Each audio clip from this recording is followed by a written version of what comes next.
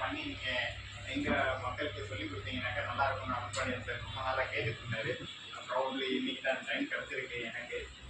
Thank you very much for welcoming me here.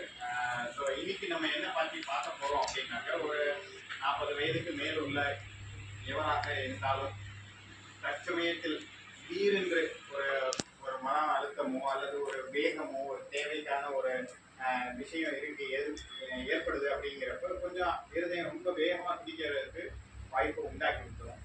சாதாரணமாக நம்ம ஒரு 2 மாடி ஏறி இப்போ இங்கே நம்ம சாரத்தை எடுத்து பார்க்கணும்னா ஒரு மாடி ஏறி இறங்கினோம்னாக்கா ஒரு 5 நிமிஷம் வரைக்கும் நமக்கு அந்த ஒரு மூச்சு இழப்பு இருக்குமா இருக்காதா? இங்கே எல்லா வயது தரப்பினரும் வந்திருக்கீங்க. ஸோ ஒவ்வொருத்தருக்கும் ஒவ்வொரு மாதிரி இருக்கும். இப்போ ஒரு 20 வயசுக்காரர் இது மேலே படியில் ஏற சொன்னாக்கா ஒரு 2 நிமிஷத்தில் மூச்சு இழப்பு நின்றுடும். அதே இது இப்போ ஒரு 60 வயசுக்காரரை ஏற சொன்னால் வந்து ஒரு 5 நிமிஷம் 10 நிமிஷம் இருந்து நிதானமாக ஆகினதுக்கு அப்புறம் ஒரு தண்ணியை குடிச்சு அப்புறம் தான் வந்து அந்த இழப்பு குறையும். ஒத்துக்கலாமா? அதே 60 வயசு நபரை 2 நிமிஷத்துல மேல சார் கூப்பிடுறாரு வந்தே ஆகணும் அப்படின்னு சொல்லி நம்ம ஒரு ஃபோர்ஸ் கொடுக்குறோம்ல, அதுதான் இந்த ஸ்ட்ரெஸ் ஃபேக்டர். அதுதான் அந்த ஸ்ட்ரெஸ் ஃபேக்டர். அந்த ஸ்ட்ரெஸ் ஃபேக்டர் எப்பப்போ அதிகமாகுதோ நம்ம உடம்புல இருக்கிற கொழுப்பு அடப்பு இருக்கிற காரணத்தினால எஜெக்ஷன் ஃபிராக்ஷன் நம்ம இருதயத்துல இருந்து பிற உறுப்புகளுக்கு போக வேண்டிய ரத்த ஓட்ட அளவு கம்மி ஆகுறப்ப, தேவை அதிகமா இருக்கு ஆனா கம்மியா இருக்குன்றப்ப இருதயத்துக்கே வர ரத்த ஓட்டம் கவனம் குறைச்சலா இருக்கும் பட்சத்துல அந்த ஒரு லைக் கொரோனரி ஆர்டரியோட ப்ளூமன் அப்படின்னு சொல்லுவோம். ஸோ அந்த ஆர்டீரியல் ப்ளூமனோட சைஸ் வந்து கொழுப்பு அதிகமா இருக்கிற காரணத்தினால 40 வயசுக்கு மேல கண்டிப்பா நம்ம எல்லாத்தையும் சாப்பிட்டு வளர்ந்துருக்கோம். ஸோ அப்போ இன்ஜெக்ஷன் ஃப்ராக்ஷன் பார்த்தா 60-70 தான் இருக்கு. அந்த 70% அப்படிங்கிறது வந்து எதை பிடிக்குது அப்படின்னாக்கா நம்மளோட இருதயத்துல இருந்து வெளியே போற ரத்தத்தோட அளவு. இன்ஜெக்ஷன் ஃப்ராக்ஷன்னா அதுதான். ஸோ 100% இல்லை, எவ்வளவு இருக்கு? 60-70 தான் இருக்கு. ஸோ அதுப்ப நம்ம வந்து இந்த மாதிரி ஒரு ஸ்ட்ரெஸ் ஃபேக்டரோட சேர்த்து போகிறப்ப நமக்கு தேவையான இருதய தசைக்கு தேவையான ரத்த ஓட்டம் எங்கேயாவது தடப்பட்டு நிற்கும் பட்சத்தில் 2 நிமிஷம் 5 நிமிஷம் நம்ம பதத்த நிலைமையில இருக்கோம்னு சொல்றோம்ல, அப்போ வந்து அது நார்மலா ஹார்ட் பீட் திருப்பி ரிடியூஸ் ஆகணும். பதத்த நிலைமையில இருந்து சாதாரண ஹார்ட் பீட்டுக்கு அந்த 140 180 பிடிச்சிட்டு இருந்த இருதயம் திருப்பி வந்து அந்த 180க்கு கீழே மெதுவாக படிப்படியா இறங்கி சரியாகும். அது ஆகாத பட்சத்துல தான் நமக்கு இந்த ஸ்ட்ரெஸ் ஃபேக்டர் ஹார்ட் அட்டாக் உருவாக்குது. இந்த ஹார்ட் அட்டாக் அப்படிங்கிறது வந்து உடனடியா நம்ம வந்து வைத்தியம் பண்ணணும் செய்யணும் அப்படிங்கிறது ஒரு பக்கம் இருந்தாலும் யாருக்கு இது தேவை அப்படிங்கிறது கவனிக்க தவறிடுது. சார் அவருக்குலாம் ஒண்ணுமே இல்லை சார், எந்த மாத்திரையுமே எடுக்கல சார், ப்ரெஷர் மாத்திரை எடுக்கல சார், சுகர் மாத்திரை எடுக்கல சார், நெல்சி சார், அவங்க அப்பா கூட ஹார்ட் அட்டாக் தான் சார், ஆனால் 80 வயசுல தான் சார் வந்தது, 40 வயசுக்குலாம் வராது சார். இந்த மாதிரி நிறைய ஒரு பின்பம் தான் சொல்லணும். ஒரு மாதிரி ஒரு போலியான ஒரு எண்ணம் தான் இருந்தும் நம்ம மனசுல இருந்துகிட்டு இருக்கு, தங்கிட்டு இருக்கு. கடனா நம்ம எப்பயுமே ஆன்ஜிஓ எக்கோவோ எடுத்து பார்த்து நம்ம ஹார்ட் எப்படி இருக்குன்னு நம்ம ஒரு தடவையும் எதிர்பார்த்ததும் கிடையாது, பார்த்ததும் கிடையாது. இந்த மாதிரி பிரச்சனை வரும்னு எதிர்பார்த்தது கிடையாது, அதனால நம்ம பார்க்கவும் கிடையாது. ஸோ உள்ள என்ன மாதிரி இருக்கும்னு நமக்கு தகவல் தெரியாது. ஸோ வெளியில தொங்குதுனாலும் உள்ள வந்து ஹார்ட்ல அடப்பு இருக்க வாய்ப்பு இருக்கு அப்படிங்கிறது ஒரு விஷயம் தான். ஸோ அதை தான் வந்து யூகிச்சு டாக்டர்ஸ் வந்து பார்க்குறப்ப ஒபிசிட்டி தான் ஃபர்ஸ்ட் காஸ். நெக்ஸ்ட் வந்து சிகரெட் ஸ்மோக்கிங், நெக்ஸ்ட் வந்து ஆல்கஹால். இது எல்லாமே வந்து risk factor, major risk factors. Major risk ஃபேக்டர்னா இன்ஃப்ளூயன்ஸ் வராது, அது வேற விஷயம், அது எனக்கு வேண்டாம். பட் ஆனால் ஹார்ட் டிசீஸ் வருமா? கண்டிப்பாக வரும், சரிங்களா? ஸோ அப்போ அவங்களுக்கு வந்து they are in more risk than the individual who are not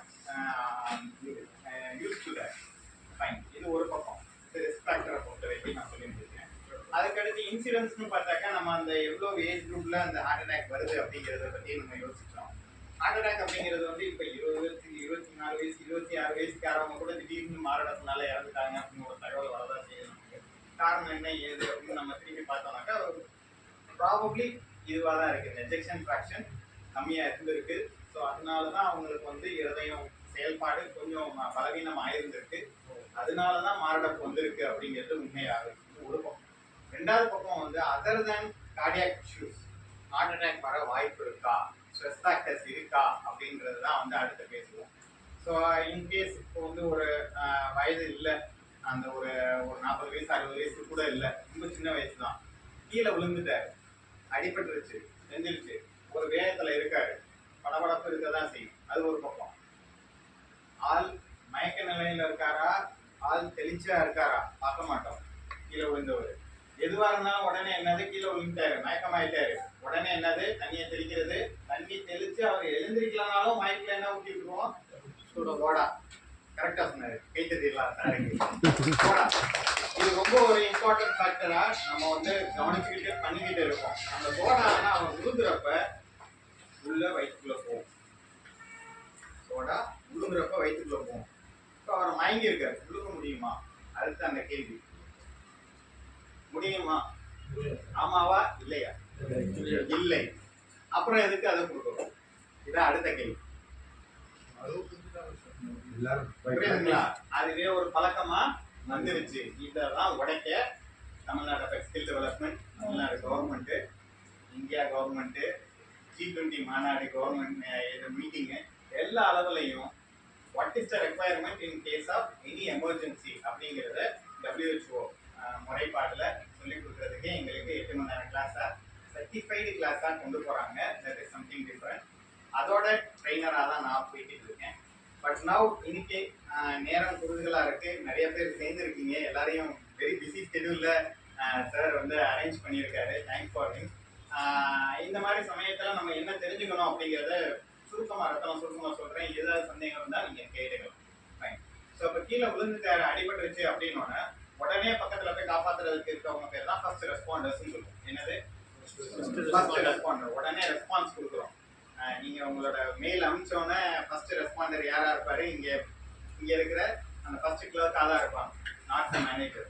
so அந்த மாதிரி வந்து ஃபர்ஸ்ட் ரெஸ்பாண்டர் அப்படிங்கிறவர் வந்து ரோட்டில் இருக்கிறவங்க பயணம் போயிட்டு இருக்காங்க, திடீர்னு கீழே விழுந்துட்டாங்க, ரோட்டில் பயணிங்க இன்னொரு ஒரு ஆள் அவர் தான். ஸோ ஒரு டாக்டரோ நர்ஸோ பக்கத்தில் வண்டி ஓட்டிட்டு வருவாங்கன்னு எந்த ஒரு நிச்சயமும் கிடையாது. ஸோ அதனால இதை பற்றி எல்லாருக்கும் ஒரு புது அறிவு, தெளிவாக இருக்கணும், துல்லியமாக இருக்கணும் அப்படிங்கிறதுக்காக தான் இந்த ஒரு டிவைஸ் கிளாஸு சொல்லுவோம். ஃபர்ஸ்ட் எய்ட் அப்படின்னாக்கா மொத்தம் ஒரு 5 ஸ்டெப்பு சொல்கிறாங்க. 108 கூப்பிடுறது தான் முதல் ஸ்டெப்புன்னு நம்ம நினைப்போம். என்னது? இல்லை அடிபட்டுருச்சு, செஞ்சிருச்சு, வச்சிருச்சு அப்படின்னோடனே என்ன நம்ம உடனே நம்ம எதிர்பார்ப்போம், 108க்கு கால் பண்ணிடுவோம்ப்பா, அவ்வளோதான்ப்பா, முடிஞ்சு போச்சுப்பா, வேலை முடிஞ்சிச்சு. யாராவது உதவிக்கு கூப்பிட்டாங்கன்னா நம்ம போய் நின்று ஃபர்ஸ்ட் ரெஸ்பாண்டர் என்ன பண்ணுவாரு, 108 கால் பண்ணியா, வருதா பாருப்பா, வண்டியை தெளிவே பாரு, போய்ப்பா, இதுதான் பார்த்துட்டு இருக்குமே தவிர்த்து இவருக்கு என்ன நடக்குது இங்க யாரும் கவனிக்கிறது இல்லை. கவனிக்கிறது தெரிகிறது கொஞ்சம் கம்மியான ஆட்கள் இருக்கிறதுனால கவனிக்கிறது இல்லை, அதுதான் உண்மை. ஸோ அப்போ எல்லாருக்கும் இதை பற்றி புரிஞ்சிருக்கும். சரி, இப்போ மயங்கி கீழே விழுந்திருக்காரு அப்படின்னா உடனே போய் தட்டி எழுப்பி ஏதாவது பிரச்சனை இருக்கா அப்படின்னு பார்க்கறதுக்கு முன்னாடி ஒன்று பார்க்க வேண்டியிருக்கு, அதான் சேஃப்டி. என்னது? Safety, scene safety. அவ்விடம் பாதுகாப்பான இடமா அப்படிங்கிறத சரி பார்த்தேன். இது எவ்வளோ பேர் பார்த்து யாராவது பார்த்துருக்கோமா? தண்ணீரை தத்தரிச்சுட்டு இருக்காரு, உடனே உள்ள குதிச்சு காப்பாற்றணும் அப்படின்னு தான் நினைப்போமே தவிர்த்து அவர் தத்தளிக்கிறாருன்னா அவர் நீச்சல் தெரிஞ்சவராக இருந்து தத்தளிக்க வாய்ப்பு இருக்கு. நீச்சல் தெரியல தத்தளிக்கிறாரு வேற, நீச்சல் தெரிந்தும் தத்தளிக்க வாய்ப்பு இருக்கு. அந்த ஒரு கண்ணோட்டத்தோட எப்பயாவது பார்க்க முயற்சி செஞ்சிருக்கோமா? கிடையாது. ஸோ அதனால டேஞ்சர் அப்படிங்கிறது யாருக்குனாலும் எப்போனாலும் வரலாம்.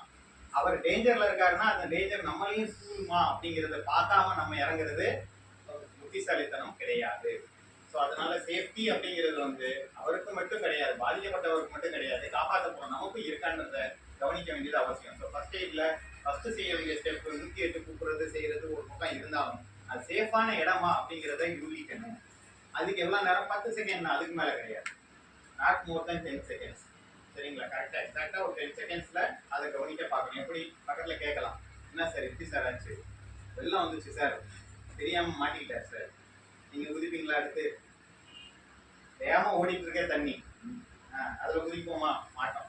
ஸோ அதனால ஒரு 10 செகண்ட் இதுக்கு ஒதுக்குறதுல தப்பு கிடையாது அப்படிங்கிறாங்க. ஃபர்ஸ்ட் வந்து சேஃப்டி. அதே மாதிரி கீழே மயக்கம் போட்டு விழுந்து கிடக்காரு, ஏன் சார் திடீர்னு மயக்கம்? அது இந்த கரண்ட் தெரியாம அந்த கரண்ட் வேற பிடிச்சி எங்களுக்கு தள்ளணும்னு பார்த்தா இருப்பா, பிடிச்ச மணிக்கு பிரகாரு நாங்கள் எல்லாரும் பார்த்துட்டு இருக்கோம், இன்னும் அவர் எந்திரிக்க மாட்டேங்கிறாரு, தகவல் வரும். ஸோ இந்த மாதிரி ஒரு எமர்ஜென்சி சுச்சுவேஷன் என்னன்றதை புரிய வேண்டியது அவசியம். அதுல சேஃப்டி நமக்கு இருக்கான்றது தெரிஞ்சுக்க வேண்டியது மிகவும் அவசியம். First point. செகண்ட் பாயிண்ட் தான் வந்து என்னன்னாக்கா கான்சியஸ்னஸ். அந்த பர்சன் கீழே விழுந்திருக்காரு, மயங்கி இருக்காரு, மயக்கத்துல இருந்து தெரிய வைக்க முடியுதா? இது நம்ம எல்லாருமே பண்ண வேண்டிய ஒரு விஷயம், பண்ணிட்டு இருக்கிறோம். என்ன பண்ணுவோம்? பக்கத்துல போய் sir are you okay, sir நல்லா இருக்கீங்களா,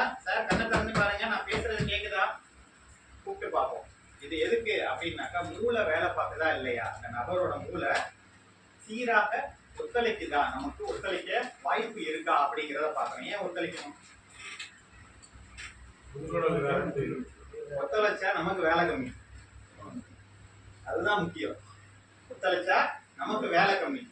சீக்கிரம் அவரை எழுப்பி ஒரு பக்கமா உட்கார வச்சு சேஃபான ஒரு ஏரியா கூட்டிட்டு போய் என்ன வைத்தியம் என்ன செஞ்சிருக்கு முழுமையா கேட்டு தெரிஞ்சுக்கலாம்.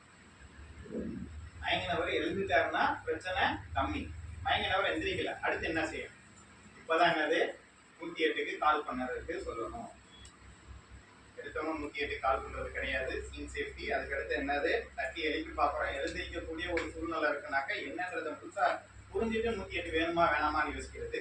ரெண்டாவது 108 வேணும்ன்றதுக்கு எப்ப கட்டாயமாகுதுனாக்கா எழுப்ப முடியல, தட்டி பார்க்குறோம் ஒரு 10 செகண்ட்ல எழுப்ப முடியல அப்படின்னாக்கா கண்டிப்பா அவருக்கு வந்து 108 ஒரு மெடிக்கல் சப்போர்ட்டு நம்மளோட ஒரு உயர்ந்த ஒரு மருத்துவர் அவரை வந்து கவனிக்க வேண்டியது அவசியமா இருக்கு அப்படிங்கிறத நம்ம புரிஞ்சுக்கணும்.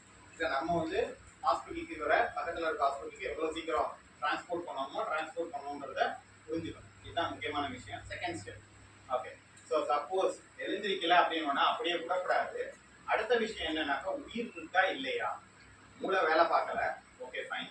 அடுத்தது என்னது உயிரோட்டம் இருக்கா இல்லையா, இதை எப்படி சார் பார்க்கலாம்? Very good very good. சாருக்கு ஒரு பெரிய கேத்துல உச்சரிக்க அதான் அடுத்த ஆள் பதில் கொடுக்க வருவீங்க, அதுக்காக நான் மெயினா. ஸோ நாடி இருக்கா இல்லையா, நாடி இருக்கா இல்லையா, ஸோ எங்க பார்க்கலாம் நாடி பார்க்கறது? இதெல்லாம் எல்லாருமே பெரிய பல்ஸ் ஈஸியா படிக்கிறது வந்து எங்க பிடிச்சு பார்ப்போம்னாக்க நம்ம நாடி வந்து இங்க கண்கையில நம்ம ரிஸ்ட்ல மணிக்கட்டுல நம்ம கவனிச்சோம்னாக்கா ரேடியல் ஆர்டரி பல்ஸ் தெரியும். ஃபைன்.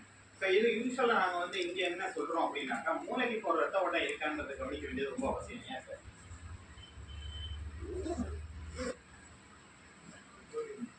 ஏன் மூளை எழுந்திரிக்கல? மூளைக்கு ரத்த ஓட்டம் போய்கிட்டு இருக்கா, போயுமே எந்திரிக்கலையா கவனிச்சுக்கிறீங்க. அதே சமயம் இருதயத்துல ரத்த ஓட்டம் வெளியில வந்துட்டு இருக்கா கவனிக்கிறீங்க. இருதயம் வேலை பார்க்கதானோ சரி பார்க்குறோம், மூளை வேலை பார்க்கல. ஏன்? இன்னொன்னு இருதயம் வேலை பார்க்கதா இல்லையான்றதையும் சரி பார்த்துக்கிறோம். முன்ன காலத்துல சொல்லுவாங்க ஒரே கல்ல 2 மாத்தா. ஒரு விஷயம் கேட்டாலும் அதுல 2 பதில் எனக்கு இருக்கணும்.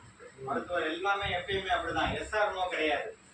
இஃப் நாட் என்ன அதையும் கவனிச்சுக்கணும். நோவோட நிப்பாட்டிட மாட்டேன், இஃப் நாட் என்ன, அந்த இஃப் நாட் வந்து எப்பயுமே இருக்கும் எங்க கிட்ட. அது மாதிரிதான் உங்களையும் ட்ரெயின் பண்ணிட்டு இருக்காங்க. சரி, ஓகே. ஸோ இப்போ வந்து நாடி எங்க பார்க்கணும்னாக்கா கழுத்துல இருக்க கெரோட்டிட் ட்ரையாங்கிள் இருக்கிற ஆர்டரி, கெரோட்டிட் ஆர்டரி. ஸோ இதை தான் நம்ம கவனிக்கணும். இதை எப்படி கண்டுபிடிக்கிறதுனாக்கா நடு கழுத்தில் இருக்கிற இந்த சங்குன்னு சொல்கிற லோக்கல் கார்டு இருக்குது. இந்த லோக்கல் கார்டில் இருந்து 2 சென்டிமீட்டர் அப்பார்ட் லேட்ரலா இந்த இடத்துல தான் உங்களுக்கு பல்ஸ் ஃபீல் ஆக போகுது. ஸோ ரைட் லெஃப்ட் 2 பக்கமுமே இருக்கு. நீங்க எங்கிட்டு நிற்கிறீங்களோ அங்கிட்டு ஒரு பக்கம் பார்த்தா போதும், 2 பார்த்தா கழுத்தை நெரிச்சு கொள்ற மாதிரி இருக்கும். ஸோ ஒரு பக்கம் பார்த்தா போதும். ஸோ நம்ம பண்றது எல்லாமே வந்து மக்களுக்கு வந்து ஒரு ஒத்துழைப்பா இருக்கணும், ஒத்துழைக்கணும். அவங்க வந்து காப்பாத்துறாப்பா, இதை பண்ணணும்ப்பா அப்படின்னு அந்த மாதிரி இருக்குமே தவிர்த்து நம்ம தடுக்கிற மாதிரி இருக்கக்கூடாது. ஸோ அதுக்காக தான் திருப்பி இதெல்லாம் சொல்றோம். ஸோ நாடி பிடிச்சி பார்க்குறப்ப எவ்வளவு நேரம் பார்க்கணும்னா நாட் மோர் தென் 10 செகண்ட்ஸ் தான். சரியா? 5 to 10 செகண்ட்ஸ்ல கவனிக்கணும் நாடி இருக்கா இல்லையா. 3 விரல் வச்சு பார்க்குறப்ப நமக்கு இங்கே பல்ஸ் ஃபீல் ஆகுது தெரியும். சப்போஸ் இங்கே ஃபீல் ஆகுது தெரியலன்னா அடுத்து என்ன சார் பண்றது? காதை நெஞ்சோட வச்சு கேட்குறது. எப்படி? நெஞ்சோட காது வச்சு கேட்குறது. ஸோ அப்போ என்ன தெரியும்? லப்டப்னு உள்ள இருக்கிற ஹார்ட் பீட் கேட்குதா இல்லையான்றதை நம்மளால கவனிக்க ஒரு வாய்ப்பை எடுத்துக்கொள்ளும். அதே 5 to 10 செகண்ட் உள்ளதான் ஃபீல் பண்ண மணிக்கு என்ன செஞ்சிடும்? சைமல்டேனியஸா we have to hear, look, listen, feel. நம்மால் பார்ப்பது போய் காதால் கேட்பதும் போய் தீர விசாரிப்பதே மெய் சொல்லி கொடுத்துருக்காங்க. ஸோ அதே மாதிரி தான் 3 வகையாகவுமே நம்ம இதை we have to clarify. சரிங்களா?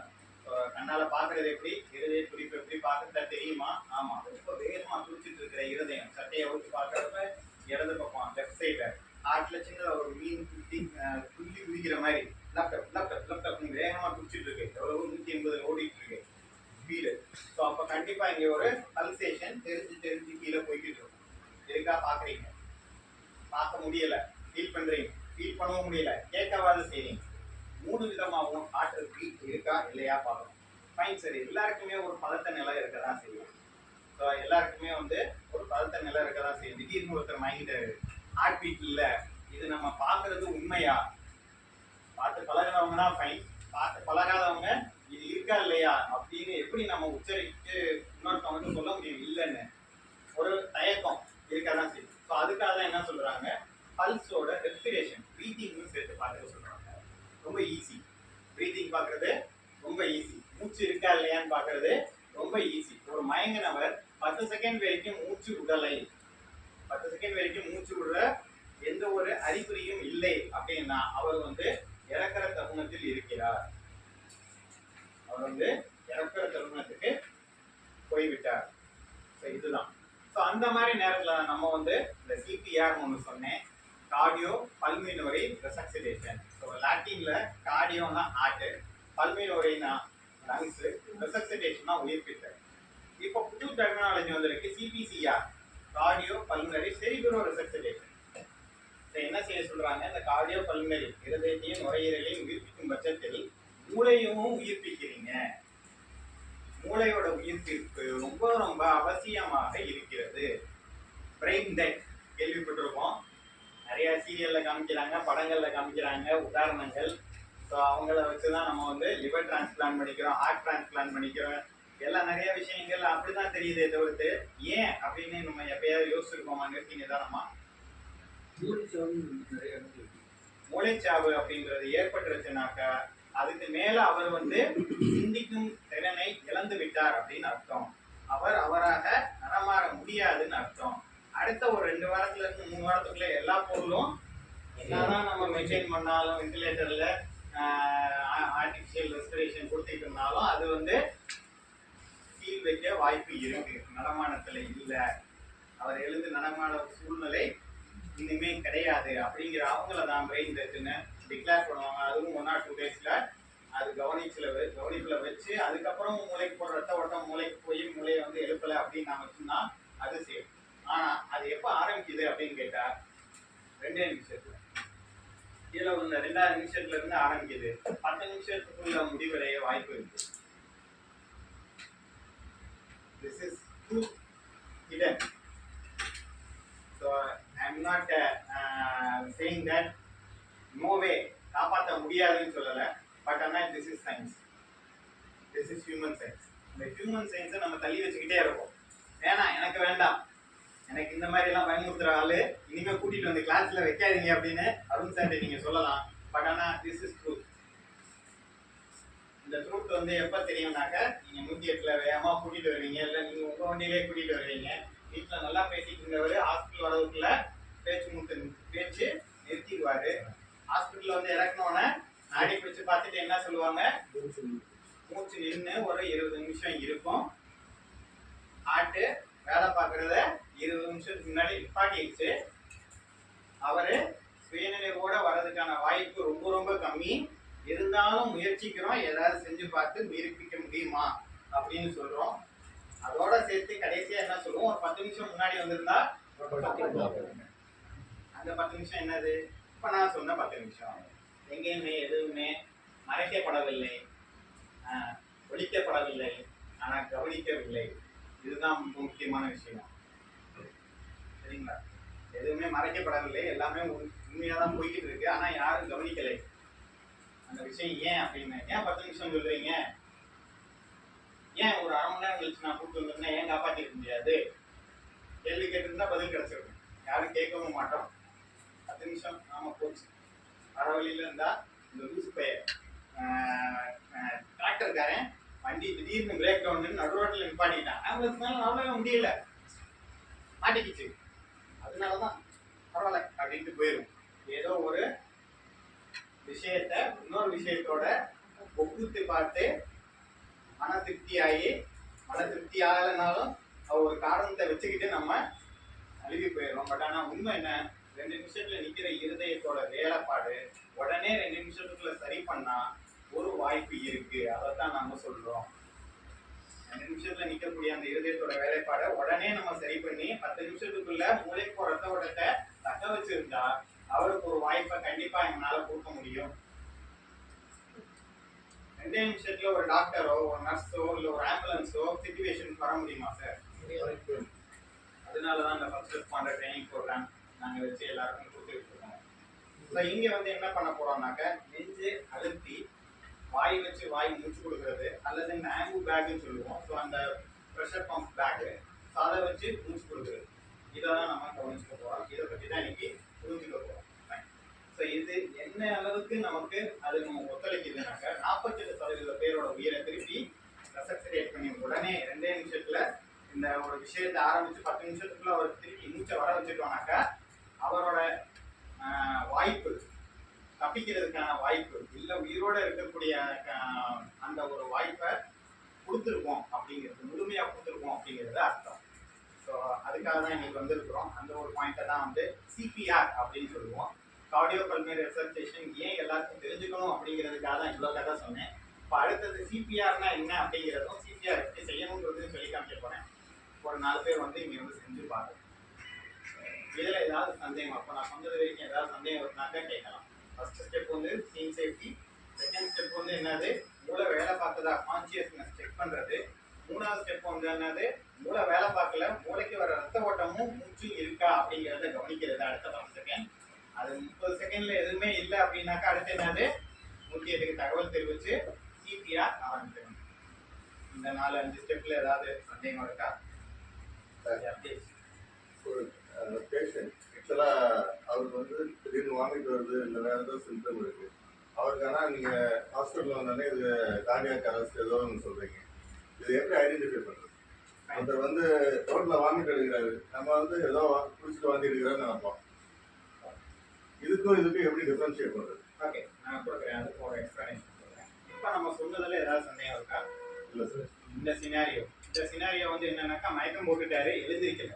நீங்கள் கேட்குறது மயக்கம் போடலை, வேற விஷயம். அடுத்து வரேன், நான் அதுக்கு அடுத்து வரேன்.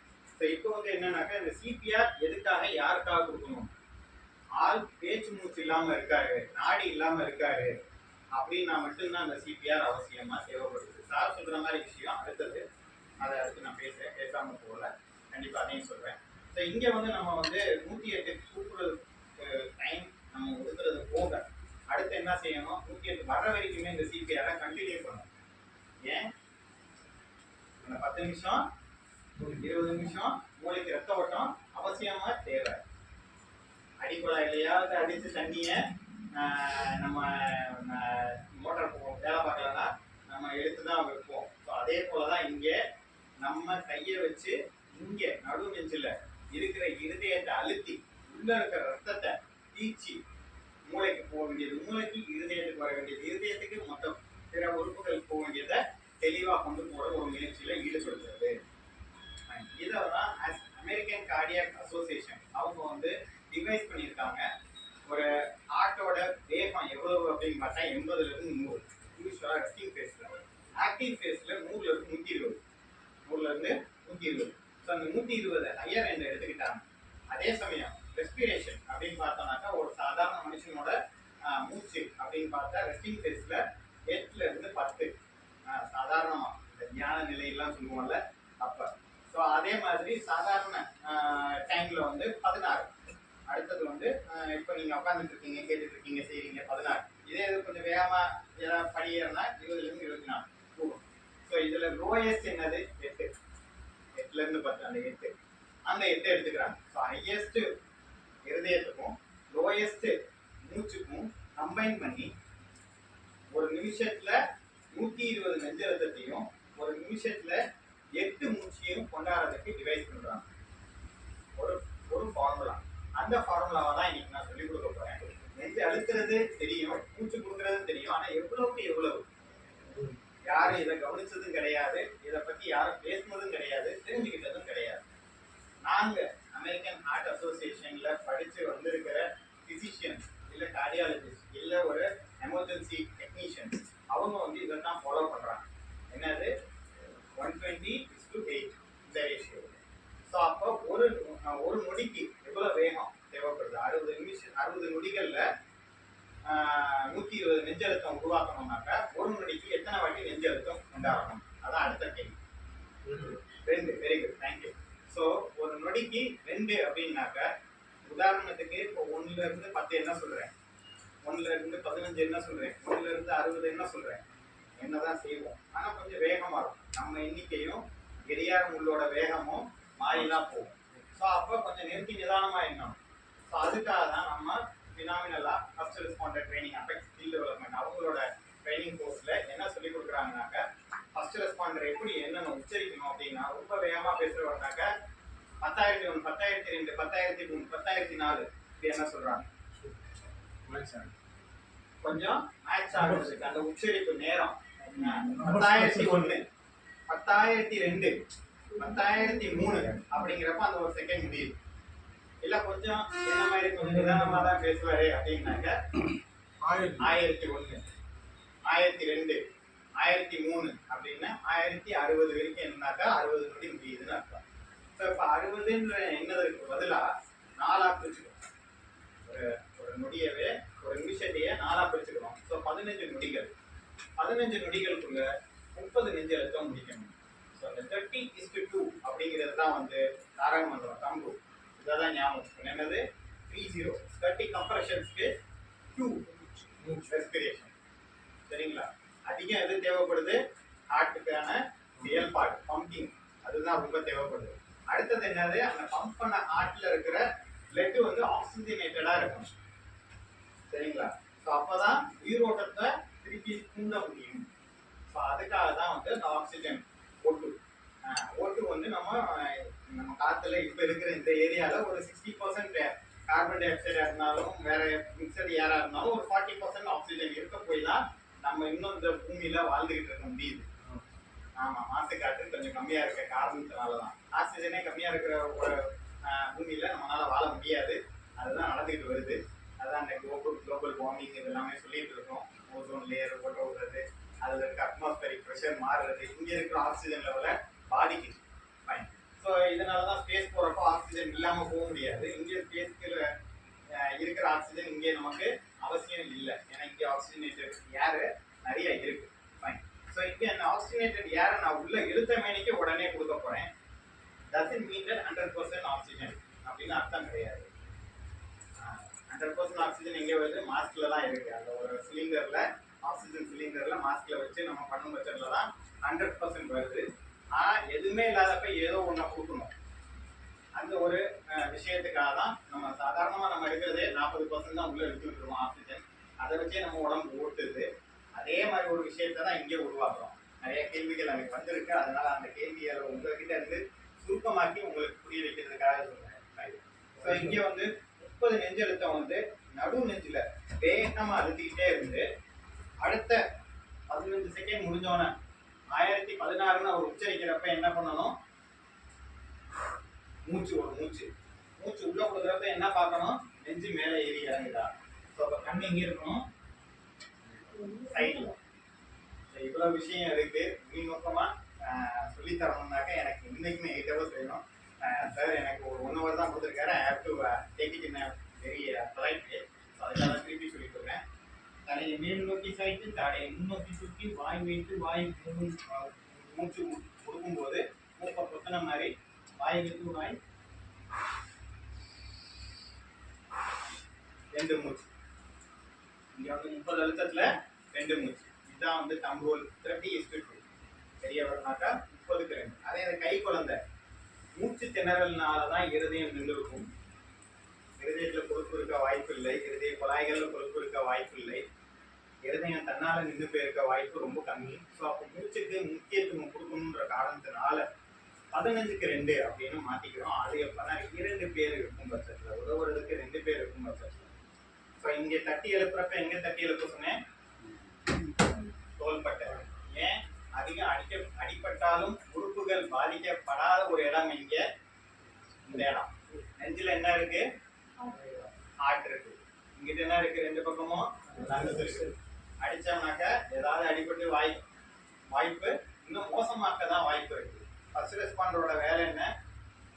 காப்பாற்றுறதுக்கு முயற்சிக்கணுமே தவிர்த்து மேலும் மோசம் அடைய வைக்கக்கூடாது.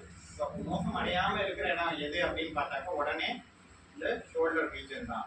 இங்கே கிளாவிக்கல் ஃப்ராக்சர் ஆயிருந்தாலும் பரவாயில்ல, இந்த கிளாவிக்கல் ஃப்ராக்சரை திருப்பி நம்ம போட்டு அடிக்கிறதுனால அது போய் இருதயத்தை போய் தாக்கக்கூடிய நேரம் ரொம்ப ரொம்ப கம்மி. இங்க இருந்து இங்க தூரம் நிறையவே இருக்கு, வாய்ப்பு இல்லை. அது வந்து குத்தி கிழிக்காது. வேற இங்க ரிஃப்ராக்சர், நம்ம நேரம் இங்க போட்டு தட்டிட்டு இருக்கோம் அப்படின்னாக்கா ரிஃப்ராக்சர் இருக்கு, நேரடியா ஆட்ட போய் பாதிக்க வாய்ப்பு இருக்கு.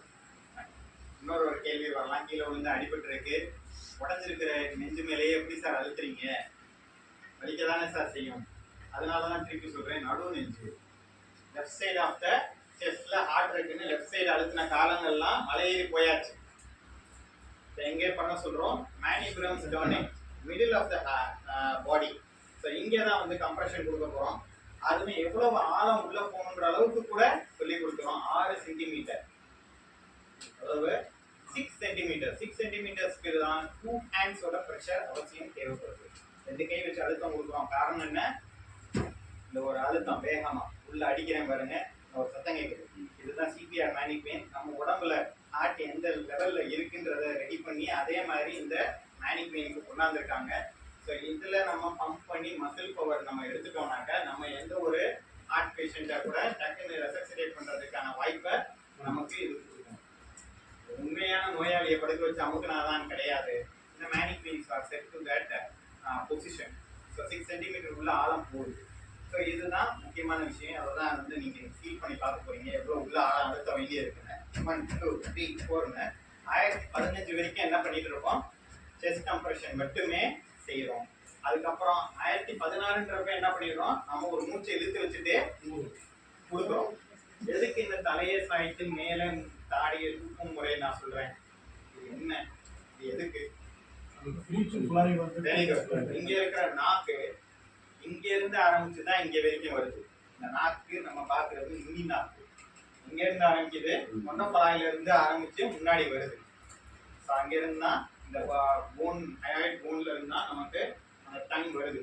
ஸோ அப்ப இப்ப மூளை மயங்கிருச்சு, மூளை வேலை பார்க்கல, நாக்கு வேலை பார்க்குமா, நாக்குக்கும் நரம்பு உண்டு சரிங்களா. நரம்பு வேலை பார்க்காம போயிடுச்சுன்னா நாக்கும் அந்த ஸ்டிஃப்னஸ் இருக்காது, வேலை பார்க்காது. வேலை பார்க்காத நாக்கு என்ன பண்ண போகுது, கீழே விழுந்திருக்காரு, மட்டமலாக்க விழுந்திருக்காருன்னா மட்டமலாக்க திருப்பி அதுவும் பின்னோக்கி விழுந்துடும்.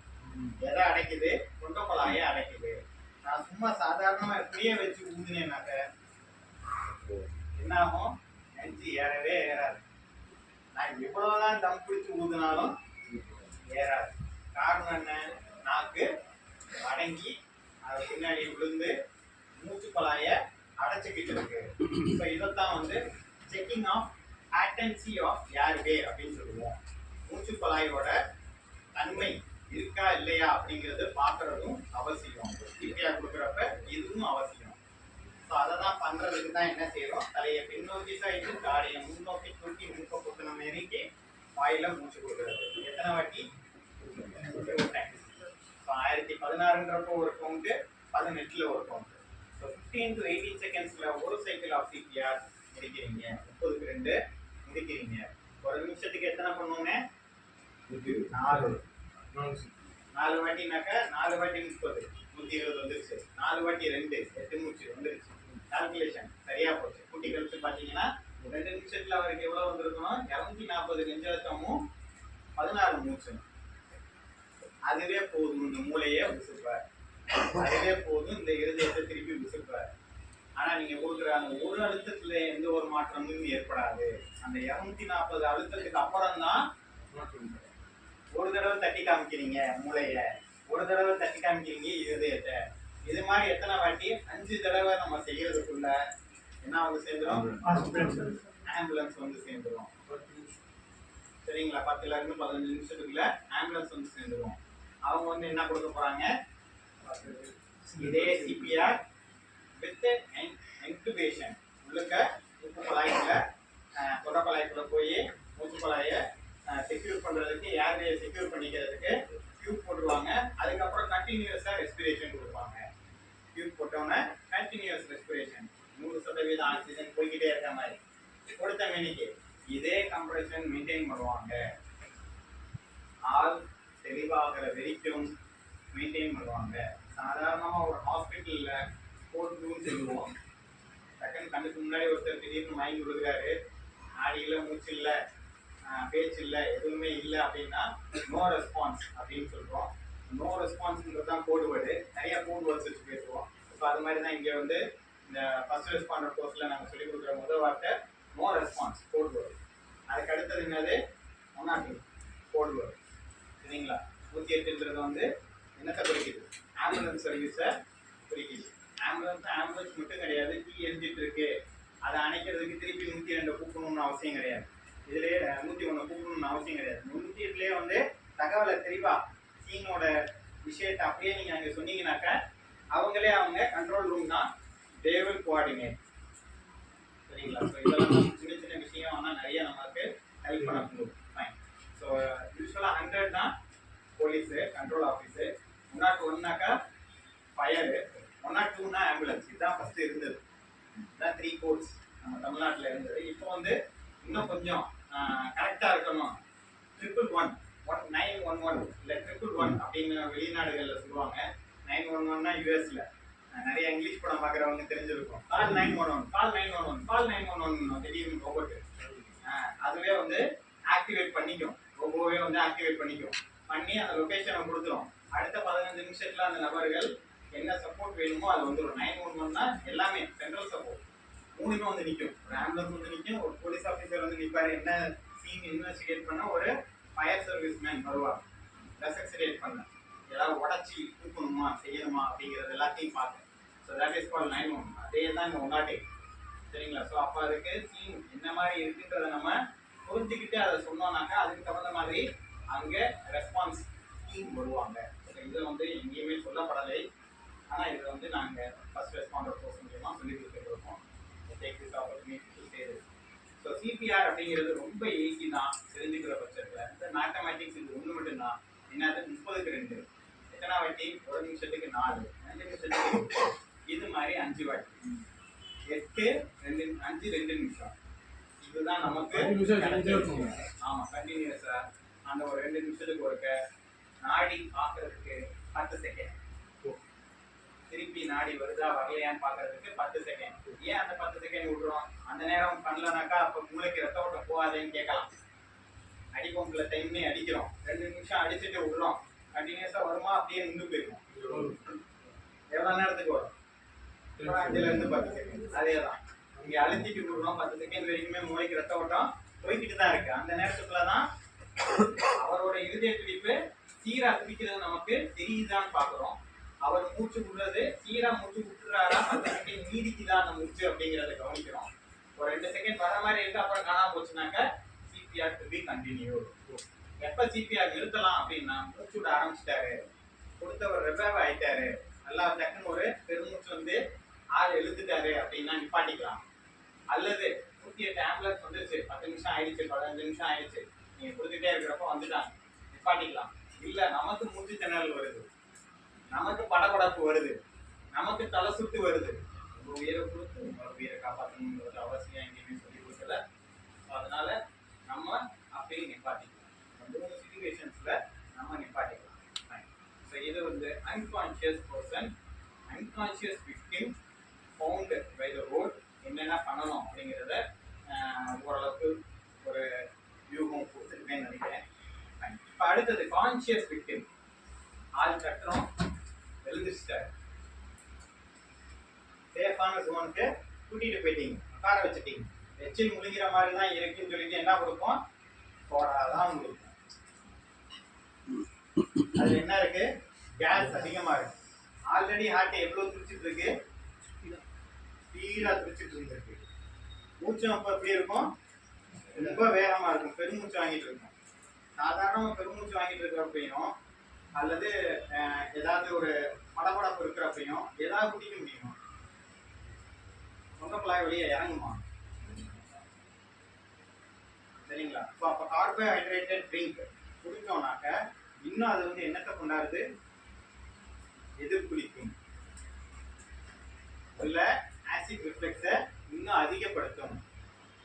உள்ள வயிற்றுக்குள்ள இருக்கிறது என்ன ஆகும்? சார் சொன்ன மாதிரி வாமிட்டா வெளியே வரும்.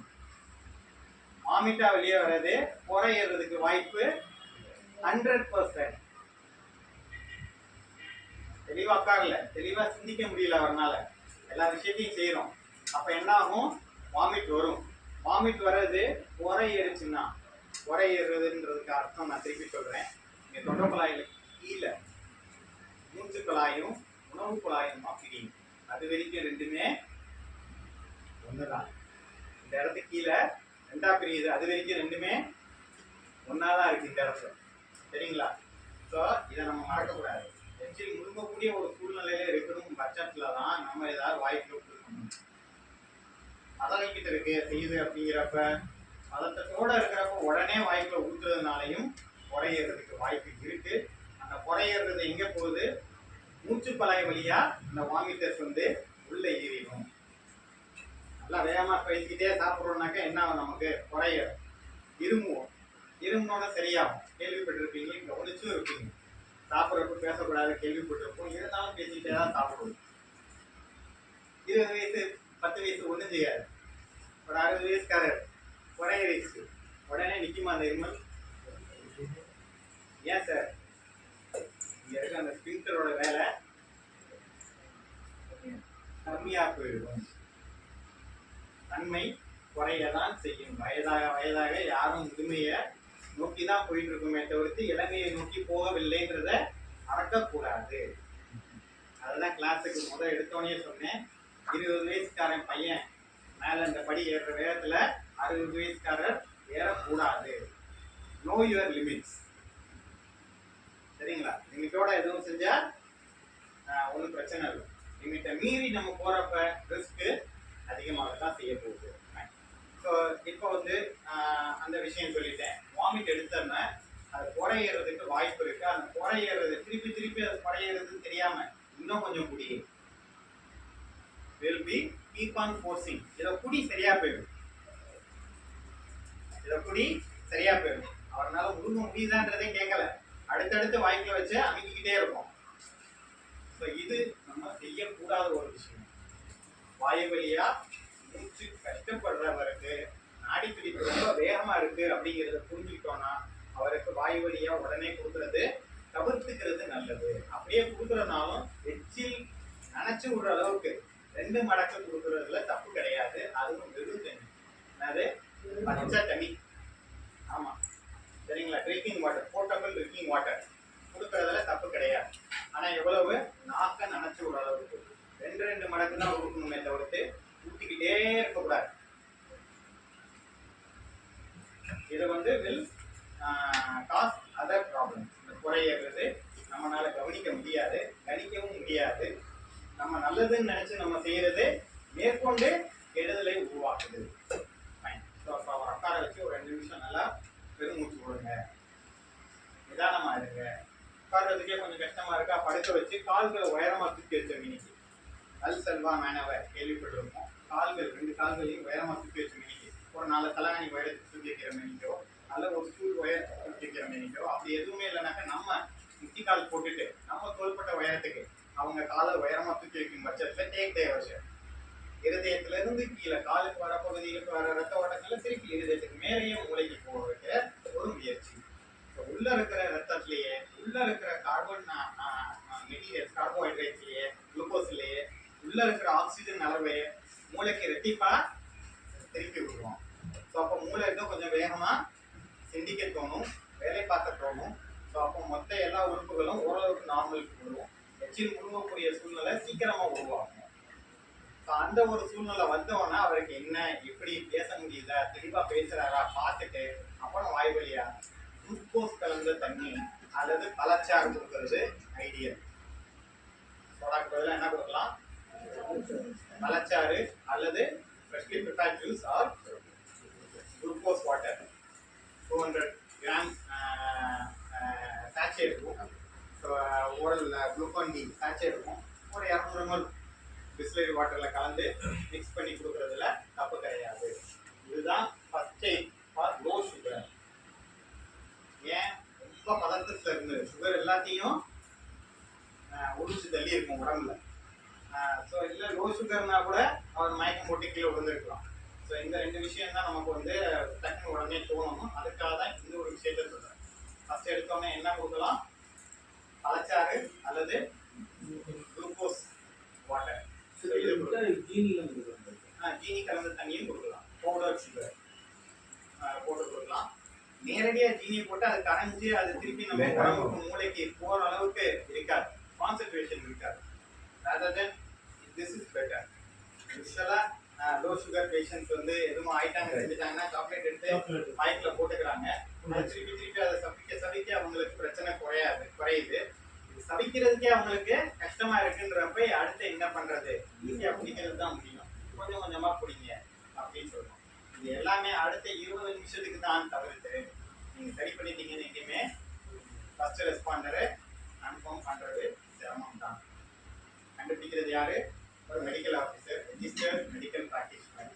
ஸோ ரெஜிஸ்டர்ட் மெடிக்கல் ப்ராக்டிஷனர் இல்லாத பட்சத்தில் அவங்க இனிஷியலாக என்ன பண்ணுவோம் அப்படிங்கிறது தான் வந்து, நான் வந்து அந்த 2 வீலரில் அங்கே போயிட்டு இருந்தேன் அவரோட பக்கத்தில், நான் என்ன பண்ணியிருப்பேன், ஒரு செவிலியர் போயிட்டு இருந்தாங்க அவங்க என்ன பண்ணியிருப்பாங்க அப்படின்றது தான் இங்கே வந்து நாங்கள் சொல்ல வந்திருக்கோம்.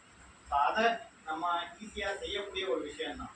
மாடிப்படி ஏறி இறங்கிட்டாரு, ஏறி இறங்கி 2 நிமிஷம் 5 நிமிஷம் அது திருப்பி முடிச்சு திணறிக்கிட்டே இருக்காரு, சரியாகல, அவருக்கு கஷ்டம் இருந்துகிட்டே இருக்கு. அப்ப அவரு தயக்கப்படக்கூடாது, பக்கத்துல இருக்கவங்ககிட்ட ஹெல்ப் கேட்டு ஹாஸ்பிட்டலுக்கு எனக்கு விசிட் போகணும்னு சொல்றதுல உடனே சொல்லுதே ஆகணும். அதையும் இங்க தெரிவிக்கிறோம்.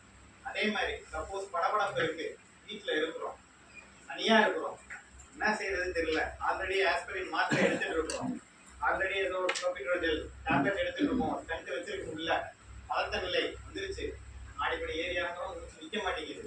சாதாரணமா நமக்கு நம்ம மூச்சு விடுறது தெரியக்கூடாது, சாதாரணமா நம்ம இருதயம் பிடிக்கிறது நமக்கு தெரியக்கூடாது.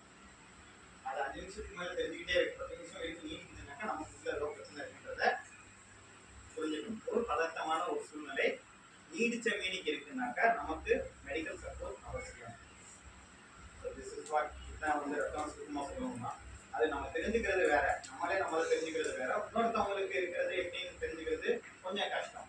அதைத்தான் வந்து கவனிக்கணும். 2 நிமிஷத்துக்கு ஒருக்கே எப்படி இருக்கு அவங்க சூழ்நிலை, நாடிப்பிடிப்பு 80 100 அப்படின்னு இருக்குனாக்கா பிரச்சனை இல்லை. அதே 140 170 180 கூடிக்கிட்டே போகுது, கொஞ்சம் கொஞ்சமா கூடிக்கிட்டே போற மாதிரி இருக்குனாக்கா தென் தே ஆர் ரெடி, அவங்க வந்து உடனே ஹாஸ்பிட்டல் கூட்டிட்டு போகணும். இல்லை குறைஞ்சிட்டே போகுது, ரொம்ப வேகமா குறையுது, டிராஸ்டிக்கா குறையுது. 2 நிமிஷத்துக்கு முன்னாடி பார்த்தப்ப 140 இருந்தது, அடுத்து பார்க்குறப்ப 60 கூட இல்லை, உடம்பு ஃபுல்லா வேர்த்து போயிருக்கு, ஆளுக்கு உடம்பு ஃபுல்லா வேர்த்து போயிருக்கு, உப்புன்னு வேர்த்துருச்சு. ஸோ அந்த மாதிரி இருந்தாலும் மூச்சு திணறல், பெருமூச்சு விட்டுட்டு இருந்தாலும் 5 நிமிஷத்துக்கு மேல தொடர்ந்து இருக்கு அப்படின்னாக்கா அவங்கள ஹாஸ்பிட்டல் கூட்டிட்டு கேட்கலாம், ஏதாவது நெஞ்சு வலிக்கிற மாதிரி இருக்கா, ஏதாவது எதிர் குடிக்கிற மாதிரி இருக்கா கேட்கலாம். நெஞ்சு வலி ஹார்ட் பேஷண்ட் எப்படி இருக்குன்னா போட்டு ஏறி மிதிக்கிற மாதிரி இருக்கும்பாங்க, யாரோ ஏறி மிதிக்கிற மாதிரி இருக்குன்னுவாங்க. இன்னொன்று பெட்ரோஸ்டாமல் ரெகசிடேஷன், ஒரு மாதிரி எதிர்பிடிச்சிக்கிட்டே இருக்கு, சாப்பிட்டது எதுவுமே ஜீர்ணிக்க மாட்டேங்குதுப்பா, ஏதோ ஒன்று குமட்டிக்கிட்டே இருக்கு, போய் துப்புறேன் ஆனால் எச்சி தான் வருது, இதுதான் தகவல் தராங்க. இல்லை மூச்சு விடுறதுக்கு கொஞ்சம் சிரமமா இருக்கு, காத்தோட்டமா இருக்கணும், வெளியில போய் நிற்கிறாங்க பால்கனியில், இதெல்லாம் தான் டெல் சைன்ஸ். இதெல்லாமே தான் ஹார்ட் ப்ராப்ளங்கள் இருக்கு அப்படிங்கிறத நமக்கு சொல்ல முயற்சிக்கிறது. இதுதான் ஒரு விஷயம். இது எல்லாத்தையும் வச்சு இந்த அறிகுறிகள் எல்லாமே சேர்ந்து இருக்குனாக்கா இவர் ஹாஸ்பிட்டல் கூட்டு போக வேண்டிய ஆள் அப்படிங்கிறத நம்ம புரிஞ்சுக்கணும். ஹார்ட் அட்டாக்னா ஒன்றும் கிடையாது, இருதயத்தில் இருக்கிற 3 ரத்த குழாய்கள், கொரோனரி ஆர்டரிஸ்ன்னு சொல்ற 3 முக்கியமான ரத்த குழாய்கள் ஏற்கனவே லேசான அடப்படுக்கும் பட்சத்தில் இந்த ஒரு ஸ்ட்ரெஸ் சிச்சுவேஷன் உருவாகி வேகமா இருதயம் பிடிக்க வச்சு, அந்த வேகமா பிடிக்கிற இருதயத்தினால வெளியே வர அந்த பிளட் ஃப்ளோ எல்லா பக்கமும் வேகமா போகதான் செய்யும். ஆனா இங்க என்ன இருக்கு, ஹியூமன்ல கொழுப்பு. அந்த கொழுப்பு இருக்கிறப்ப அந்த 160 180 ப்ரெஷர்ல அந்த பிளட்னால போக முடியாது, அங்கே தேங்கும், ஒரு இடத்துல நிற்கும். 2 நிமிஷம் 5 நிமிஷம் சேர்ந்த மாதிரி நிக்க அது என்னவாயிருது, ரத்த கோர்ப்பாக மாறிவிடுது. என்னவா மாறிடுது, ரத்தம் கட்டு ரத்த கோர்ப்பா மாறிடும். ரத்தம் ஓடிக்கிட்டே இருக்கிறப்ப பிரச்சனை இல்லை, தண்ணியா இருக்கிறப்ப பிரச்சனை இல்லை, ரத்தம் நிக்கிது, ஒரு இடத்துல நிக்கிதுனாக்கா தேங்குது, ரத்தம் கோர்க்குதுன்னு அர்த்தம். ரத்தம் கோர்க்கிற இடம் ரத்த கட்டா உருவாயிடுச்சு, பிளாக்ஸ் உருவாகுது, அதுதான் டேஞ்சர். கொழுப்பு இருக்கிறது டேஞ்சர் கிடையாது, அது ரிஸ்க். அடுத்தது ரத்தம் ரொம்ப அதிவேகத்துல தேவைப்பட வைக்கிறது, உடம்பேச்சியே அதே மாதிரி செஞ்சுக்கிட்டு இருந்தா அது ஹார்ட் அட்டாக்கை உருவாக்குது.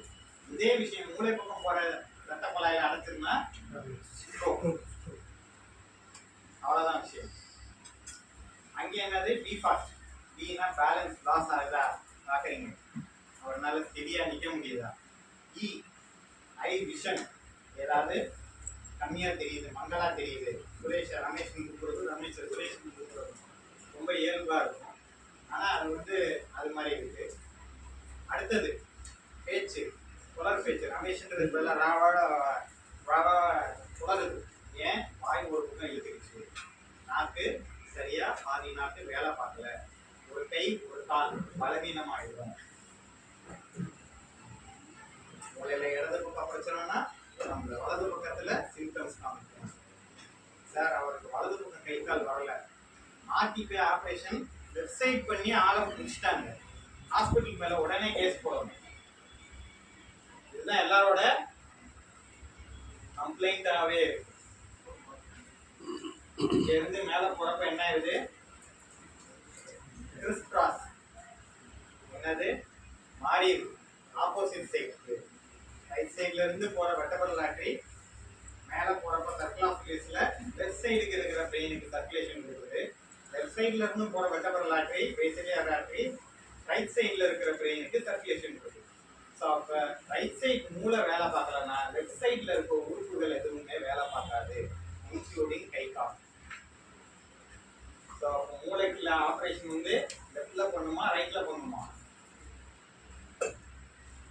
பிரச்சனை இருக்கிற பக்கம் தான் பண்ணணும். ஸோ அது சரியா இருக்கா இல்லையான்னு கவனிக்கிறதுக்காக தான் என்னென்ன இன்வெஸ்டிகேஷன் எடுக்க சொல்றோம். இசிஜி, எக்கோ, ஆன்ஜியோ, அதுக்கும் மேல என்னது bypass cross, angioplasty or angiography அது சொல்லுவோம். ஆன்ஜியோகிராஃபி வந்து ஸ்டடி, ஆன்ஜியோபிளாஸ்டினா ட்ரீட்மெண்ட். நமக்கு எதில் கொடுத்துருக்காங்க, ட்ரீட்மெண்ட்டுக்கு தான் ப்ரொசீஜருக்கு தான் சார்ஜஸ் கொடுத்துருக்காங்க. இன்சூரன்ஸில் ப்ரொசீஜர் அளவுக்கு போகக்கூடிய ஒரு பேஷண்ட்டாக இருந்தால் சார்ஜஸ் எடுத்துக்கூடிய சொல்கிறாங்க. ப்ரொசீஜரே போல இன்வெஸ்டிகேஷன் தான், எப்படி சார்ஜஸ் கொடுக்க முடியும், அதுதான் கேள்வி வரும். நிறைய பேருக்கு நம்ம ஸ்டாப் கொடுக்காத சொல்லிடுவோம். பட் ஆனால் உண்மைக்குமே பண்ணியிருக்காங்க. அப்போ அந்த ஆன்ஜியோபிளாஸ்டி வரைக்கும் போகிறதுக்கு தேவைப்படுது, அவங்களுக்கு தாராளமாக கவரேஜ் இருக்க தான் செய்யும். ஸோ விஷயம் என்னன்னாக்க, doubt sir, suppose wheezing patients இருக்காங்க, அவங்க வந்து சில டைம் மூச்சு பயங்கரமாக வாங்க. நான் அங்கேயே வரேன். Let me finish with the heart and brain first. அடுத்தது லங்ஸ் தான் வரேன். Thanks for the hint. So முக்கியமான உறுப்புகள் நம்ம உடம்புல இருக்கிறது ஃபர்ஸ்ட் மூளை, ரெண்டாவது இருதயம், மூணாவது நுரையீரல். ஸோ இப்போ இருதயத்தை பற்றி பேசிட்டேன், அடுத்து மூளையை பற்றி பேசிட்டீங்க. இப்போ அடுத்து சார் கேட்டதுனால லங்ஸ் பற்றியும் சொல்லிடுறேன், ஒரு ஹிண்ட் பாயிண்ட்ஸ் மாதிரி. ஸோ இங்கே வந்து நமக்கு இங்கே பல்ஸ் இருக்கா இல்லையா அப்படின்னு பார்த்ததுக்கப்புறம் நம்ம சிபிஆர் ஆரம்பிக்கணும்னு சொன்னோம். சப்போஸ் பல்ஸ் இருக்கிறவங்களுக்கு நாடி இருக்கு ஆனால் மூச்சு மட்டும் அதிகமாக இருக்கு, அப்போ என்ன பண்ணணும்னு கேட்குறாரு. அதுக்கும் வர ஸோ இப்போ நார்மலாக நம்ம ப்ரீத்திங்க்கும் ஒரு வீசிங் பேஷண்ட் ஆர் ஒரு கொரோனரி அப்ஸ்ட்ரக்ஷன் இருக்கிற மாதிரி பல்மனரி அப்ஸ்ட்ரக்ஷன் இருக்க வாய்ப்பு இருக்குது. கொரோனரி அப்ஸ்ட்ரக்ஷன்னா இங்கே ஹார்ட்டில் பிளாக்கேஜ் உண்டு. ஸோ அதே மாதிரி பல்மனரி அப்ஸ்ட்ரக்ஷன் நுரையீரலில் பாதிப்பு, அது வந்து இந்த டியூபர்குலோசிஸ் பேஷண்ட்டுக்கோ இல்லை சிஓபடி க்ரானிக் அப்ஸ்ட்ரக்டிவ் பல்மனரி டிசீஸ்ன்னு சொல்லுவோம், COPD, asthma, bronchial asthma, allergic rhinitis, allergic bronchitis, இதெல்லாமே சொல்லுவோம். ஸோ இதெல்லாம் வந்து ஆட்டோஇம்யூன் டிசீஸாக கூட இருக்கலாம். ஏன் வருது, எதுக்கு வருதுன்னு டாக்டர்ஸ்க்கும் தெரியாது, பேஷண்ட்டுக்கும் தெரியாது. எது அலர்ஜியை கிரியேட் பண்ணுதுன்னு பேஷண்ட்டுக்கும் தெரியாது, டாக்டருக்கும் தெரியாது. இடியோபெட்டிக் ஒரு சில நேரங்களில் இருக்க தான் செய்யும். அதை நம்ம இன்னும் அதை பற்றி முழுசாக புரிஞ்சிக்கல, இல்லை அவங்க புரிஞ்சுக்கிட்ட வரைக்கும் நமக்கு சொல்லலை, ஏதோ ஒரு விஷயமா இருக்கு. ஸோ அந்த மாதிரி கண்டிஷன் எல்லாத்தையுமே வந்து நம்ம பல்மனாலஜிஸ்ட் கிட்ட பார்த்து ஒரு மெடிகேஷன் எழுதிட்டு தான் இருப்பாங்க. ஸோ ஒரு ஆஸ்மா பேஷண்ட் வந்து என்ன வச்சுருப்பாங்க, யூஸ்வலாக பாக்கெட்டில் நெபுலைசர், பேர் என்னன்னாக்கா இன்ஹேலர், நெபுலைசர் ஒரு இன்ஹேலர் சொல்லுவோம்.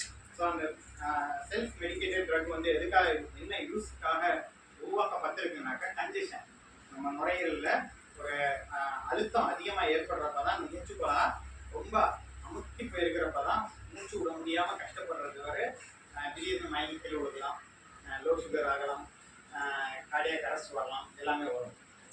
இந்த மாதிரி சூழ்நிலையில் நம்ம மெடிக்கேட்டட் அந்த ஒரு கேட்ஜெட் வந்து நம்ம கையில் வச்சிருக்க வேண்டிய வேண்டியது அவசியம். 4 விதத்துல இருக்கு. இன்னொன்று ஸ்டீராய்டோட இருக்கும், இன்னொன்று ஸ்டீராய்டு இல்லாமல் இருக்கும். அது வேற விஷயம். என்ன நம்ம பயன்படுத்துறோம்ன்றது பல்மாலஜிஸ்ட் அவங்களோட மெடிக்கல் கண்டிஷனை பார்த்து கொடுக்குறாரு. ஆனால் அந்த மெக்கானிசம் வந்து என்னன்னாக்கா நம்ம வாய்ப்புல வச்சு அந்த ஒரு தைலமிஸ்டோ என்னமோ அந்த ரெஸ்பியூரோட இதை ஹஃப் மாதிரி உள்ள அழுத்த வேண்டியது இருக்கும். அழுத்துறப்ப என்ன ஆகும், நம்ம மூச்சு குழாய்க்குள்ள அந்த ஒரு பல்ஸ் வந்து ஒரு மெடிசன் வந்து உள்ள மூச்சு காற்றுல நிறுத்தணும். நம்ம அப்படின்னு இழுத்து நிப்பாட்டுறோம் அந்த மருந்தை வாய்க்குள்ள உறிஞ்சு அதை மூச்சு குழாயில நிப்பாட்டுறோம். ஸோ அப்போ அதுதான் வந்து என்ன பண்ணுது, டீகன்ஜெஷன். அது நம்ம நுரையீரல்களோட அந்த அழுத்தத்தை ரிலாக்ஸ் பண்ணுறதுக்காக கொடுக்குற மருந்தை உள்ளே கொடுத்தோம்னா அதை ரிலாக்ஸ் பண்ணி விடுது. ஸோ மூச்சு விடுறது கொஞ்சம் எளிதாக மாறுது. ஸோ இது 2 பல்ஸ் இருக்கு. ஒரு சில நேரம் அட்டாக் வந்துச்சுன்னா 6லேருந்து 10 வரைக்கும் கூட அவங்க யூஸ் பண்ணலாம். 10 தவணை கூட அதை யூஸ் பண்ணலாம். அவங்க மூச்சு சீராக அவங்க இஷ்டத்துக்கு அவங்களோட வேகத்துக்கு அவங்களால ஈடுபடுத்த முடியுதுன்ற வரைக்கும் அது யூஸ் பண்ணலாம். ஸோ இதுதான் வந்து அதுக்கான ஒரு ஹிண்ட். ஸோ அந்த தைலமிஸ்டோ இல்லைன்னா அந்த ஒரு மெடிசினோ கையில் இருக்கணும். அதை 2வது விஷயம், கையில் இருக்கிறதுல மருந்து இருக்குன்றது நம்ம ஃபர்ஸ்ட் ரெஸ்பாண்டர் பக்கத்தில் இருக்கவங்களோ அவங்களுக்கோ தெரிஞ்சிருக்கும். நீங்கள் எப்படி வந்து அந்த பி ஃபாஸ்ட் சொன்னீங்களோ அந்த ஒரு தலை சுற்றி கிருகிருப்பு மயக்கம் தள்ளுது, ஆளை தள்ளுது, ஆட்டுக்கும் சரி மூளைக்கும் சரி, அதே மாதிரி தான் இங்கே நுரையீரலுக்கும் செய்யும். ஆளுக்கு கண்ணு பலவீனமாக தான் இருக்கும், பார்வை கொஞ்சம் பலவீனமாக தான் இருக்கும், பெருசாக தெரியாது. ஸோ அப்போ சைஃபர்னு இருக்கிற கூட 100ன்னு தெரியும். மருந்து குப்பியில் இருக்கிற சைஃபர் கூட 100ன்னு தெரியும். வச்சு அடிச்சுக்கிட்டே இருப்பார். 10 வாட்டி அடிக்கணும்னு வேகமாக அடிப்பார், வேலை பார்க்காரு. யூஸ்வலாக 20ன்றப்பயே குப்பியை மாற்ற சொல்லிடுவோம், இல்லை அடிஷ்னலாக வாங்கி வச்சுக்க சொல்லுவோம். ஏன், ஒரு எமர்ஜென்சி சுச்சுவேஷன் உடனே 10 தடவைனா 10 தடவை 2னா என்ன ஆயிடுது, 20. அடுத்து குப்பி காலி. ஸோ அதனால ரிசர்வ்ல எப்பயுமே வச்சிருக்கணுன்றதுக்காக தான் அடுத்ததை பாக்கெட்டில் வச்சிருக்க சொல்லுவோம். யூஸ்வலாக ப்ரிஸ்கிரைப் மெடிசன்ஸ் 20 முடியறதுக்குள்ள இன்னும் நம்ம வாங்கி வச்சுக்கோங்கன்றது யூஸ்வலாக சொல்கிற ஒரு விஷயம். அந்த நபர் கையில் இருக்கிறது சைஃபராக தான் இருக்குன்னாக்கா, நம்ம காப்பாற்றணும்னு ஒரு முயற்சியில் ஈடுபடுறோம் அப்படின்னாக்கா ஹெல்ப் பண்ணலாம்னா என்ன பண்ணலாம்னா, பக்கத்தில் இருக்க ஃபார்மசியில் உடனே அந்த ரெஸ்கியூவில் ரீஃபில் பண்ணி ஒரு புது இதை மாட்டி அவர் கையில் கொடுத்து ஹாஸ்பிட்டல் கூட்டிகிட்டு போனோம்னா இன்னும் எளிதாக அவர் வந்து ரெஸ்பிரேட்டரி டிஸ்ட்ரெஸ்ல இருந்து வெளியே வந்து ஹாஸ்பிட்டலுக்கு வரலாம். 2வது விஷயம், சேச்சுரேஷன் ப்ரெஷர். அதை நம்ம கவனிக்க மறக்கக்கூடாது. யூஸ்வலாக அந்த கொரோனா சமயம் கோவிட் அப்போ என்ன பண்ணிட்டு இருந்தோம், எல்லாருமே மாஸ்க் போட்டுட்டு சேஃப் டிஸ்டன்ஸ் எல்லாம் பண்ணிட்டு இருந்தோம். ஏன் அந்த சேஃப் டிஸ்டன்ஸ் 2 மீட்டர் தள்ளி தான் நிற்கணும் ஒரு ஆளுங்க. இன்ஃபெக்ஷன் ஸ்ப்ரெட் ஆகும் தொட்டு. இன்னொன்று 2 மீட்டரில் இருக்கிற ஆக்சிஜன் உனக்கு வேணும். என்னது, உங்களுக்கே கஷ்டப்பட்டு மூச்சு விட்டுட்டு இருக்கீங்க, சேச்சுரேஷன் உங்களுக்கே கம்மியா இருக்கு. இது மாதிரி நான் உட்கார வச்சிருப்பேன் எப்பயாவது கோவிட்ல உட்கார வைக்க முடியுமா? கேப் இருக்கும். ஏன், உங்களுக்கு ஈஸியா இருக்கும். மாஸ்க் போட்டுட்டு சும்மா மூச்சு விடுறதே கஷ்டம். அதுல ரொம்ப நெருங்கி உட்காந்தோம்னா ஆக்சிஜன் ரொம்ப கம்மியா இருக்கு. தேவையான அளவுக்கு ஆக்சிஜன் இல்லைன்னா மூளை சிந்திக்காது. ஆமா. ஸோ இந்த ஹைபாக்சியா அப்படின்னு சொல்லுவோம். ஸோ அந்த ஹைபாக்சியா இருக்கான்னு பார்க்கறது தான் அடுத்த விஷயம். அதை நம்ம கேஜெட்ஸ் பார்க்க தான் செய்யுது. என்ன கேஜெட்? Pulse oximeter. அது பல்ஸ் ஆக்சிமீட்டர். இந்த கொரோனா சமயம் ஒரு சின்ன ஒரு துணி கிளிப் மாதிரி ஒன்று விரல்ல மாட்டி நம்ம வாட்ச்மேன் சார்ல இருந்து, இங்கே இருக்கிற செக்யூரிட்டி கார்டுல இருந்து, இல்லை உள்ள இருக்கிற ஸ்டாஃப் நர்ஸ்ல இருந்து யாருனாலும் அதை தான் வந்து கவனிச்சுக்கிட்டே இருந்தாங்க. அந்த கொரோனா சமயம் என்னத்தை கவனிச்சாங்க? பல்ஸ் எவ்வளவு இருக்கு, ஹார்ட் பீட் எவ்வளவு இருக்கு, அதே சமயம் டெம்பரேச்சர் வச்சு டெம்பரேச்சர் எவ்வளவு இருக்கு, SpO2 saturation pressure of oxygen பாடியில் எவ்வளவு இருக்கு. இது எவ்வளவுனா நல்லது அப்படின்னா 90-95 இருந்தால் நார்மல். 95 மேலே இருந்தால் நார்மல். 90னா near normal. 90 கீழே 80-85 தான் இருக்குனாக்கா அப்நார்மல். இது நமக்கு தெரிஞ்சிருக்கும். இதுதான் பேஸ்லைன் வேல்யூ. அதாவது 80க்கு கீழே போச்சுன்னா ஒரு பீட் பிடிக்கிறது ரொம்ப கஷ்டம். உடனேயே 80 கீழே இருக்கு, 2 நிமிஷம் கழிச்சு 80 கீழே இருக்கு, 4 நிமிஷம் கழிச்சு 80 கீழே போய்கிட்டே இருக்குன்னா அவர் உயிர் பிழைக்கிறது சிரமம். ஸோ அவருக்கு என்ன தேவைப்படுது? 100% ஆக்சிஜன். அதனாலதான் என்ன செஞ்சாங்க, உடனே மாஸ்க் அவசியம். அந்த பேஷண்ட்டை உள்ள விடாதீங்க, ஹாஸ்பிட்டலுக்கு தள்ளுங்க. எந்த ஒரு 10 நிமிஷம்னாலும் திடீர்னு ஏதோ ஒரு 10 நிமிஷத்துல ஆள் இல்லாம போக வாய்ப்பு இருக்கு. இதைத்தான் அன்னைக்கும் சொன்னோம், இன்னைக்கும் அதே தான் சொல்றேன். 80 கீழே இருக்கும் பட்சத்துல இஸ் ஆன் டேஞ்சர் லெவல் அப்படின்னு நம்ம புரிஞ்சுக்கலாம். ஒரு சின்ன கேஜெட் வச்சு. ஸோ அந்த எமர்ஜென்சி கேஜெட் என்னது? Pulse oximeter. சுகர் பேஷண்ட் என்ன எமர்ஜென்சி கேஜெட்? குளுக்கோமீட்டர். குளுக்கோஸ் எவ்வளோ இருக்கு, கேப்லரி பிளட் சுகர் குளுக்கோஸ் எவ்வளோ இருக்கு, சின்னதாக ஒரு கிளிக் பண்ணி அந்த ஒரு சிம் கார்டு சைஸ்ல இருக்க குளுக்கோமீட்டர் ஸ்ட்ரிப்ல பிளாட்டிங் பேப்பர் மாதிரி அதை ரத்தத்தை உறிஞ்சு அந்த குளுக்கோமீட்டர் மிஷின்ல உள்ள போட்டிங்கனாக்க அது தெளிவாக காமிச்சோன்னா 80 100 120 நார்மல் சுகர், 120க்கு மேலே இருக்க ஹை சுகர், 80 கீழே இருக்கு லோ சுகர். லோ சுகர்னா எமர்ஜென்சி. எரிபொருளே இல்லாம வண்டி எவ்வளோ தூரம் ஓடும்? அதே விஷயம் தான் இங்கும். எரிபொருள்ன்றது ஆக்சிஜனும் குளுக்கோஸும் தான் நம்ம உடம்புல முக்கியமா. அது ரெண்டுமே இல்லைனாக்கா ஹார்ட் அட்டாக் வர வாய்ப்பு இருக்கு, சார் கேட்ட வீசிங் வர வாய்ப்பு இருக்கு, அதே மாதிரி ஸ்ட்ரோக் வரவும் வாய்ப்பு இருக்கு. சரிங்களா? இதெல்லாம் தான் சின்ன சின்ன டேக் ஹோம் பாயிண்ட்ஸாகவே சொல்லலாம். ஸோ இந்த ஒரு விஷயம் நம்ம பார்க்க தெரிஞ்சிருந்தா போதும். ஃபர்ஸ்ட் ரெஸ்பாண்டர்ஸ் தான். ஃபர்ஸ்ட் ரெஸ்பாண்டராக நம்ம பார்த்து தெரிஞ்சதுக்கப்புறம் என்ன செய்யணுமோ அதை மட்டும் செய்யணும். தண்ணி கொடுக்குறதோ அடுத்து குளுக்கோஸ் வாட்டர் கொடுக்குறதோ செய்யலாமே தவிர்த்து, இன்னமும் நான் கடையில் ஒவ்வொன்றை தான் விற்கிறேன், அதை தான் என்னால் கொடுக்க முடியுது. எதுவுமே இல்லை, அதையாவது கொடுத்து காப்பாற்றுறேன்னு நினைக்கிறேன். ஆனால் நீங்கள் கொடுத்தது தான் கொண்டு இருக்குன்னு எப்பயுமே ஒத்துக்க மாட்டோம். டாக்டர்கிட்ட ஏதாவது சொல்லுங்க அப்படின்னு சொல்லி கேட்டோம்னாக்க, மாட்டேன் சார், மயங்கிருந்தார் சார், தூக்க சொன்னாங்க சார், வண்டியை கூப்பிட்டேன் சார், வந்தேன் சார், இங்கே வந்தா இல்லை சார். இவ்வளோதான் நம்ம சொல்லுவோமே தவிர்த்து இந்த ஒரு சினாரியோ என்ன பார்த்துருக்கோம். ஃபஸ்ட்டு எடுத்தோன்னா அவர் முழுங்க கூட முடியாத ஒரு சூழ்நிலையில் இருந்தார். நான் அவர் வாய் வழியா சோடாவையும் பொவண்டாவையும் ஊட்டினேன். ஊட்டுனதுக்கப்புறம் இன்னும் மூச்சு திணறல் அதிகமாச்சு. ஒரு வாமிட்டும் எடுத்தாரு. அதுக்கப்புறம் பேச்சு மூச்சு இல்லாம போனாரு. அந்த பேச்சு மூச்சு இல்லாம போனவரை வண்டியில தூக்கி போட்டேன். அவரை ஹாஸ்பிட்டல் கூட்டிட்டு வர்றதுக்கு எனக்கு 1/2 மணி நேரம் ஆயிருக்கு. இப்போ உங்க முன்னாடி இருக்கேன். இப்படி எப்பயாவது சொல்லியிருக்கோமா? புரியுதுங்களா? ஸோ என்ன செய்யணும் அப்படிங்கிறது தெரிஞ்சாதான் என்ன செய்யக்கூடாதுன்றதும் புரிஞ்சுக்க முடியும். என்ன செய்யக்கூடாதுன்னு புரிஞ்சுக்கிட்டாதான் நம்ம அதை செய்ய மாட்டோம். So thank you for this valuable time. உங்களோட வேல்யூபிள்